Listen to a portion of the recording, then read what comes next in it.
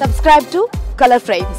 బంగ్లాదేశ్ తో జరిగిన తొలి టెస్టులో స్టార్ ఆల్రౌండర్ రవీంద్ర జడేజా అద్భుత ప్రదర్శన చేశారు. తొలి ఇన్నింగ్స్ లో 86 పరుగులు చేసిన జడేజా ఈ మ్యాచ్ లో మొత్తం 5 వికెట్లు పడగొట్టాడు. తొలి ఇన్నింగ్స్ లో 2 వికెట్లు, రెండో ఇన్నింగ్స్ లో 3 వికెట్లు పడగొట్టాడు. అయితే కాన్పూర్ లో జరగనున్న రెండో టెస్ట్ లో జడేజా భారీ రికార్డుపై కన్నేశాడు. కాన్పూర్ టెస్ట్ లో రవీంద్ర జడేజా కేవలం 1 వికెట్ పడగొడితే అతను టెస్టుల్లో 300 వికెట్లు తీసిన క్లబ్ లో చేరతాడు. ఈ ఘనత సాధించిన 3వ భారత ఆటగాడుగా జడేజా నిలుస్తాడు. అతని కంటే ముందు ఆర్ అశ్విన్ మరియు కపిల్ దేవ్ మాత్రమే 300 కంటే ఎక్కువ వికెట్లు మరియు 3000 కంటే ఎక్కువ పరుగులు చేశారు. కపిల్ దేవ్, ఆర్ అశ్విన్లతో పాటు Ian Botham, Shane Warne, Imran Khan, Stuart Broad, Richard Hadlee, Daniel Vettori, Shaun Pollock, Chaminda Vaas ఈ ఘనత సాధించారు. టెస్ట్ క్రికెట్లో భారత అత్యుత్తమ ఆల్రౌండర్లలో రవీంద్ర జడేజా ఒకరు.